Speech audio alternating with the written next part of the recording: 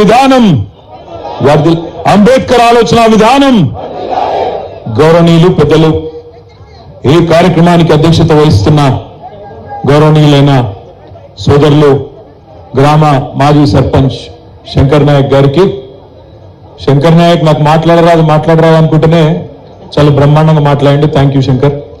తమ్ముడు ఈరోజు ఈ కార్యక్రమంలో మరి ప్రభుత్వ ఉద్యోగి అయినప్పటికీ తన గ్రామం మీద ఉన్న ప్రేమతో మా గ్రామంలో ఖచ్చితంగా డాక్టర్ బాబాసాహెబ్ అంబేద్కర్ గారు మా పిల్లలకు స్ఫూర్తినియాలనే ఉద్దేశంతో ఇంత చక్కటి కార్యక్రమంలో కీలక పాత్ర పోషించిన తమ్ముడు అజయ్ నాయక్ గారు, అదేవిధంగా గౌరవనీయులు సేవాలాల్ సేన రాష్ట్ర అధ్యక్షుడు తమ్ముడు సంజీవ్ నాయక్ గారు, ఈరోజు మీ అందరికీ ఆప్తుడుగా హరీశ్వర్ రెడ్డి గారికి సాంఘికుడైన హరీశ్వర్ రెడ్డి గారికి వారసుడిగా రాజకీయాల్లో అడుగుపెట్టి వాళ్ళ ఇక్కడ ఉండే మా దాసానాయక్ తాండా కాదు, మా చౌడాపూర్ మండలం కాదు, కులకచర్ల మండలం కాదు, మొత్తం పరిగిలోని గిరిజన దళిత బలహీన వర్గాల అన్నాదమ్ములకు ఆడబిడ్డలందరికీ ఒక పెద్దన్నలాగా ఉంటున్న మా అన్న మాజీ ఎమ్మెల్యే కొప్పుల మహేశ్వర్ రెడ్డి గారు, మరొక అన్న మా కొప్పుల అనిల్ రెడ్డి గారు, అదేవిధంగా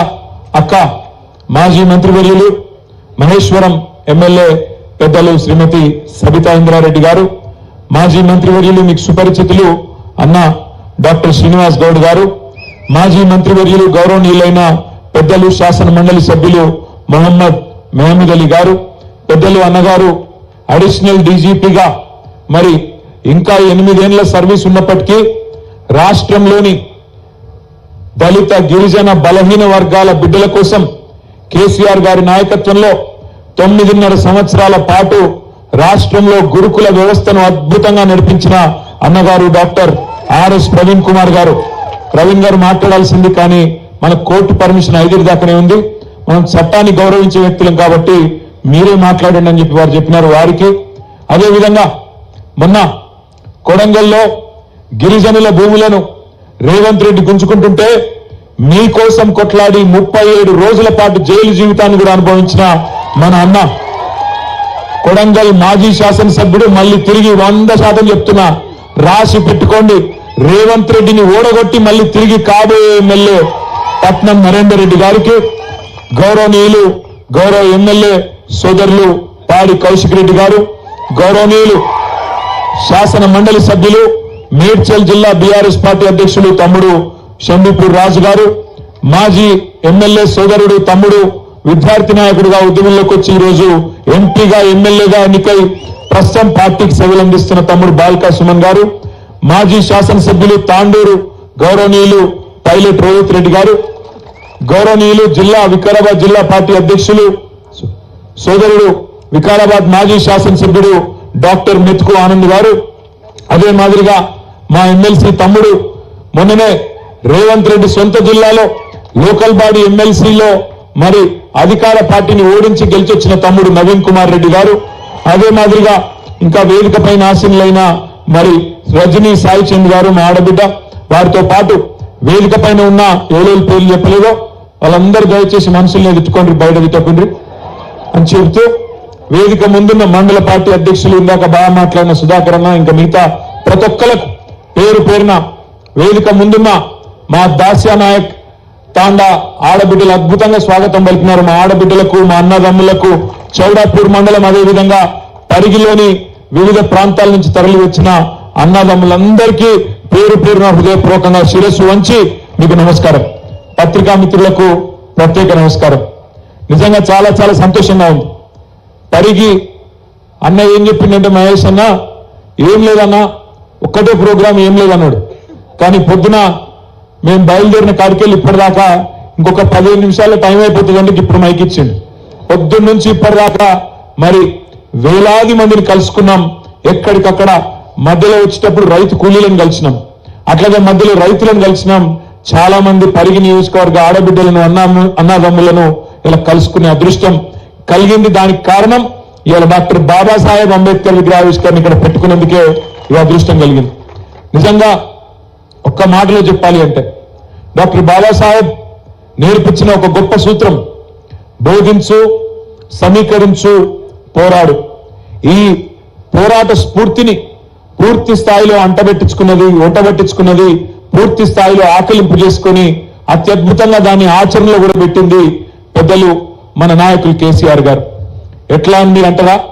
2001లో ఆనాడు తెలంగాణ ప్రాంతంలోని అన్ని వర్గాల ప్రజలకు, ఇక్కడ ఉండే రైతులు కావచ్చు, మహిళలు కావచ్చు, యువత కావచ్చు, పెద్ద మనుషులు కావచ్చు, అందరికీ జరుగుతున్న అన్యాయాన్ని దృష్టిలో పెట్టుకొని లక్షల సంఖ్యలో ప్రజల్ని సమీకరిస్తూ తెలంగాణ రాష్ట్రం ఏర్పడితే వాళ్ళకు వచ్చే లాభం ఏందో వాళ్లకు బోధిస్తూ అడుగడుగున తెలంగాణ సమస్యల పట్ల ఆనాటి కేంద్ర ప్రభుత్వం కావచ్చు, రాష్ట్ర ప్రభుత్వం కావచ్చు, వారి మీద పోరాడుతూ, బోధిస్తూ, సమీకరిస్తూ, పోరాడుతూ 14 ఏళ్లు పోరాడి చివరికి అహింసాయుతమైన పద్ధతుల్లో చావు నోట్లో తలబెట్టి మీ అందరి దయతో డాక్టర్ బాబాసాహెబ్ రాసిన ఆ రాజ్యాంగం ఆధారంగా ఆర్టికల్ 3 ఆధారంగా రాష్ట్రాన్ని సాధించుకున్నాము అంటే ఖచ్చితంగా ఆ మహనీయుడికి గట్టిగా చప్పట్లతో మనం ఒకసారి ధన్యవాదాలు, నివాళులు చెప్పాలి.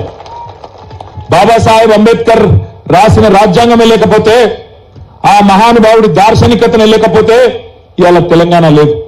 ఒకటి మాత్రం వాస్తవం, 76 ఏళ్లలో డాక్టర్ బాబాసాహెబ్ అంబేద్కర్ గారికి నిజానికి ఎంతో మంది మహానుభావులకు ఆయన సమకాలీకుడు. ఒక రకంగా చెప్పాలంటే ప్రపంచ మేధావుల్లో ఒకరిగా ప్రపంచం గుర్తించింది.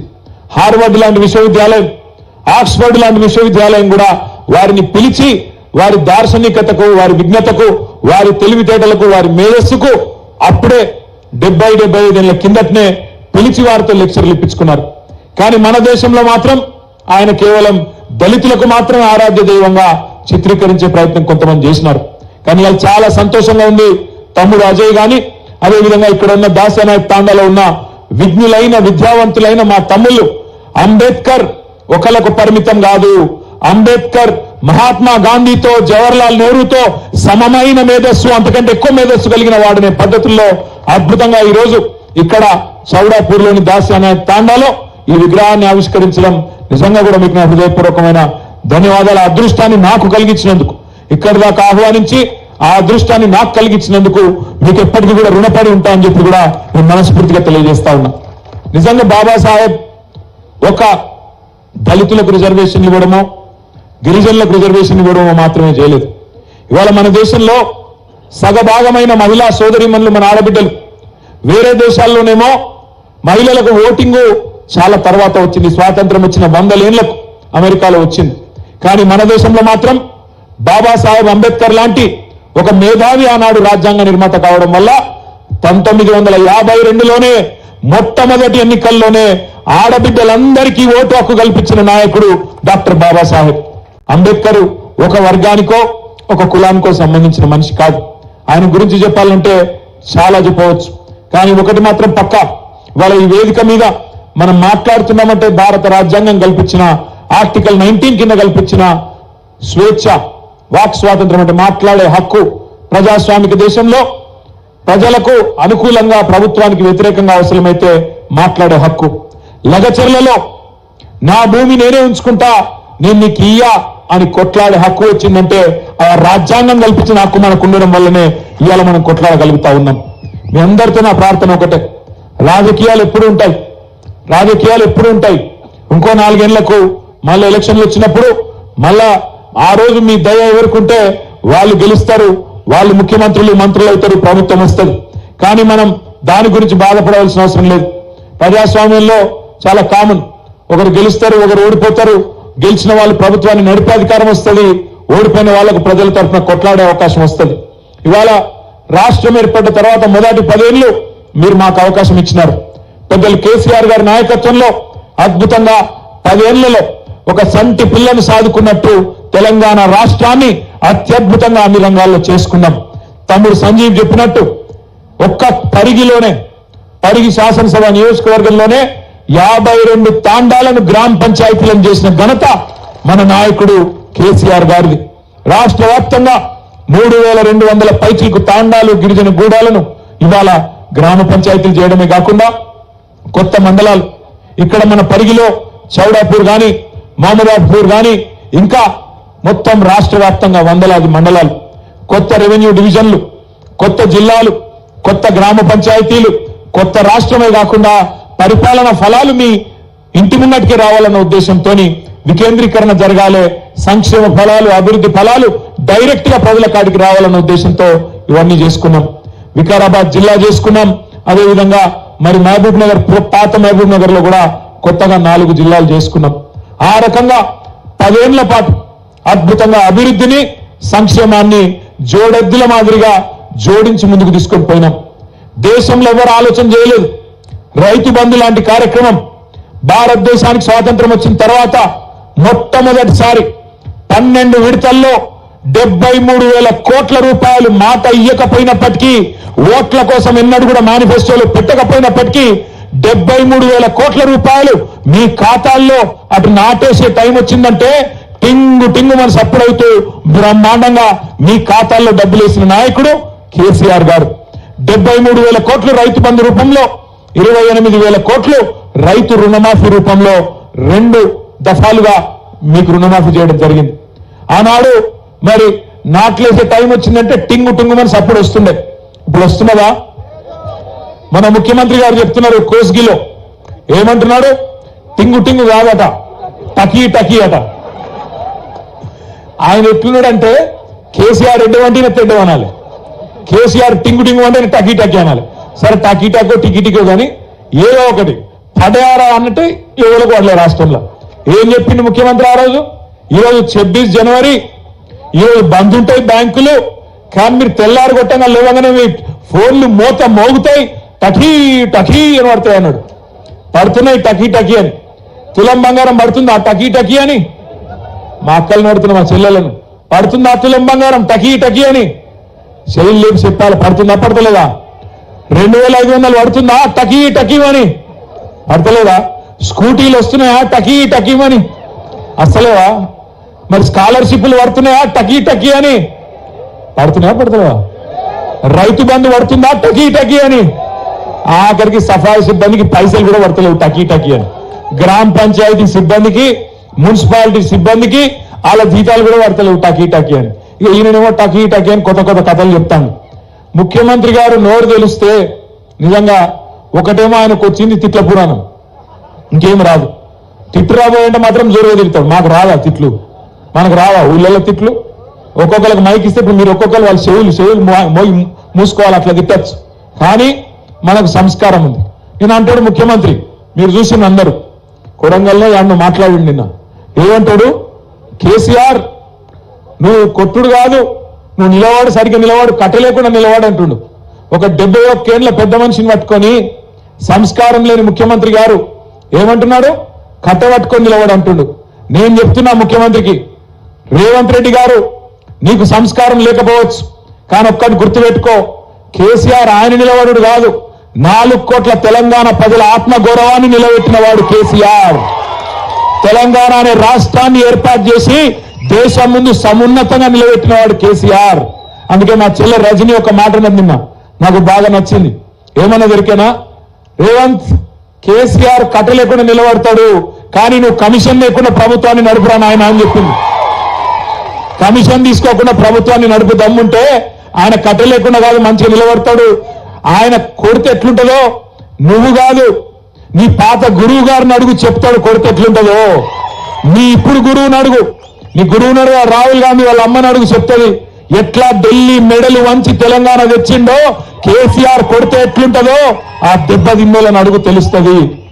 ఆయన నాకు తెలియక అడుగుతా, ఈయనకు కేసీఆర్కి ఏమైనా పోలుకున్నాడు? అసలు కేసీఆర్ ఏమో హిస్టరీ, కేసీఆర్ అంటే హిస్టరీ, రేవంత్ రెడ్డి అంటే lottery.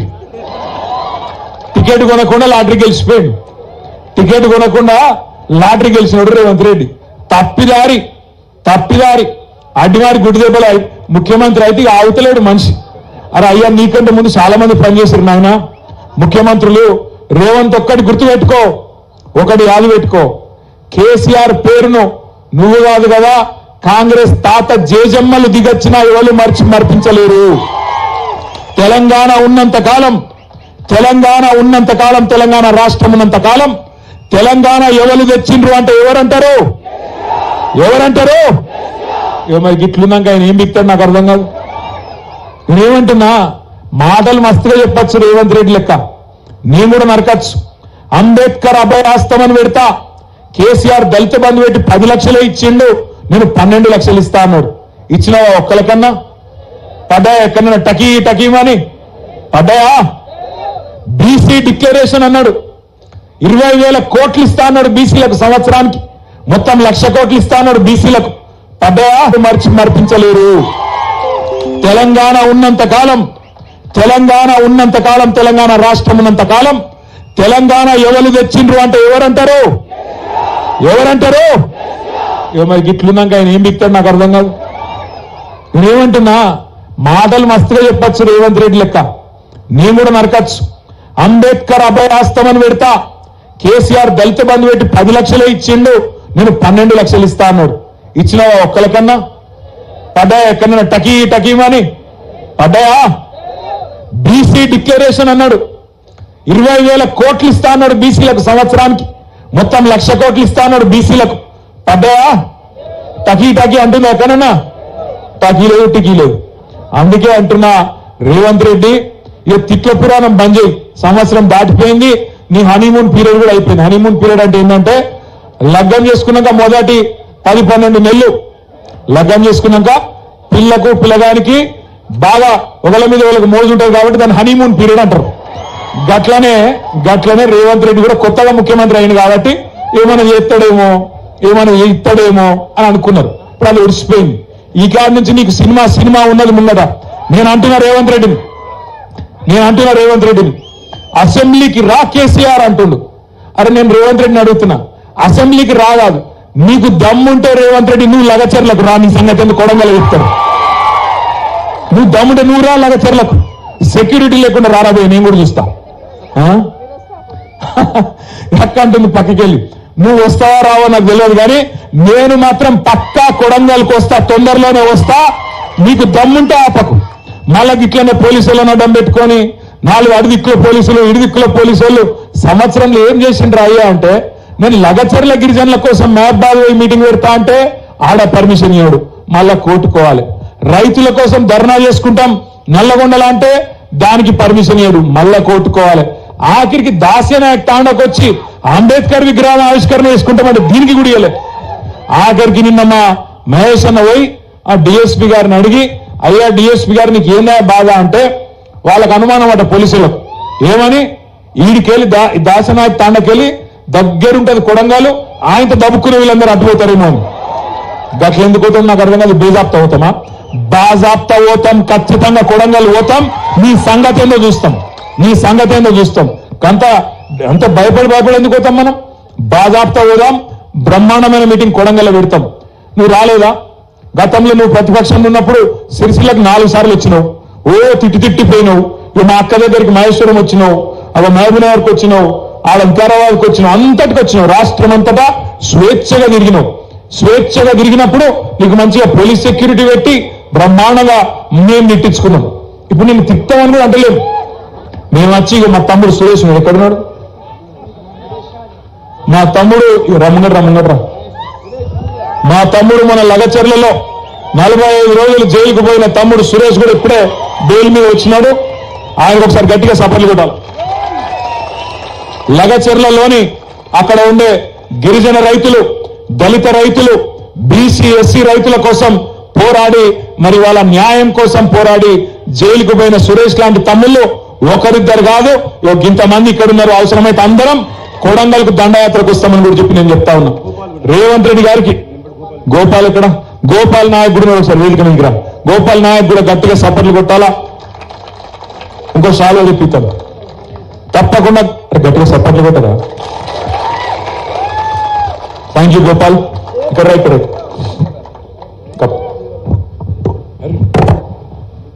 Thank you Gopal Naik, Suresh.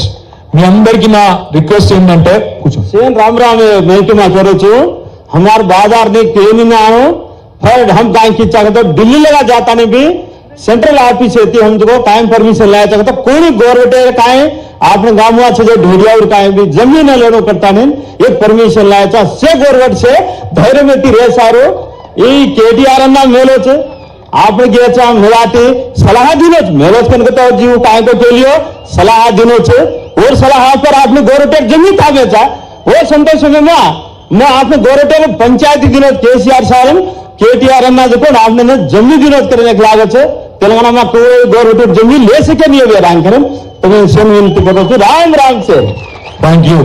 గోపాలని ఏం చెప్పింది నాకు తెలియదు, మంచిగా చెప్పిన అనుకుంటా. నేర్చుకుంటా, నాకు భాష రాదు, నేర్చుకుంటా.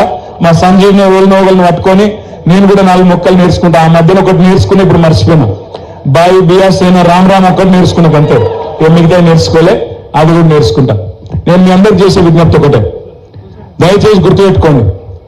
డాక్టర్ బాబాసాహెబ్ మనకు స్వేచ్ఛనిచ్చిండు, మాట్లాడే స్వేచ్ఛనిచ్చిండు, కొట్లాడే స్వేచ్ఛనిచ్చిండు, ప్రభుత్వం మీద తిరుగుబాటు చేసే స్వేచ్ఛనిచ్చిండు, ప్రజాప్రతినిధులను నిలదీసే స్వేచ్ఛనిచ్చిండు.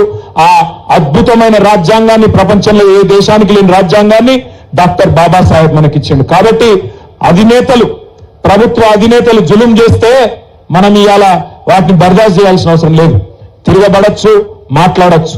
ఎన్నికల్లో హామీలు ఇచ్చి మాట తప్పితే ఖచ్చితంగా నిలదీయొచ్చు, అడగాలి.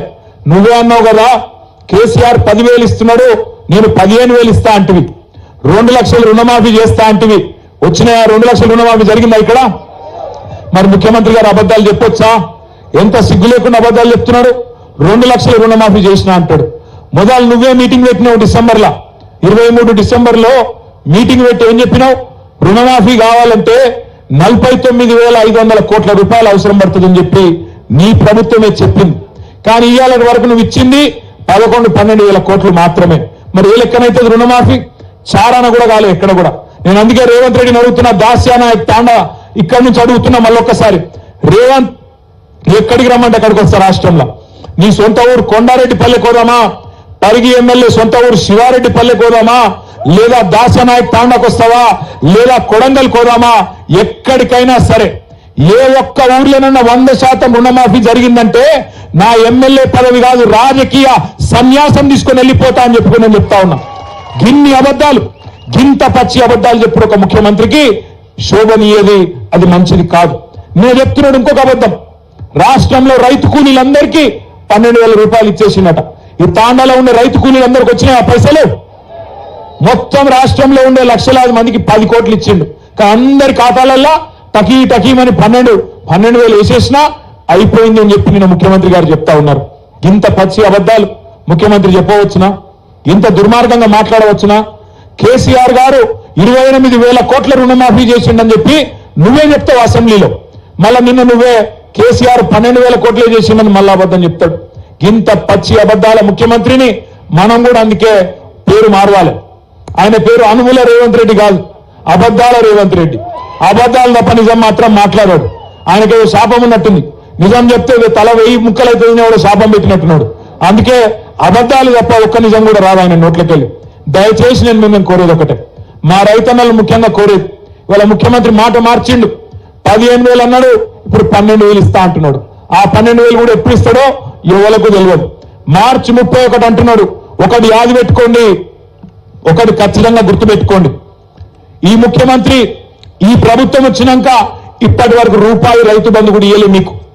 ఆనాడు మన ప్రభుత్వం ఉన్నప్పుడు డిసెంబర్ 2023కు ముందు 7,600 కోట్ల రూపాయలు మనం మొత్తం కూడబెట్టి యాసంగి 2023లో రైతు బంధు కోసం పెట్టినాం.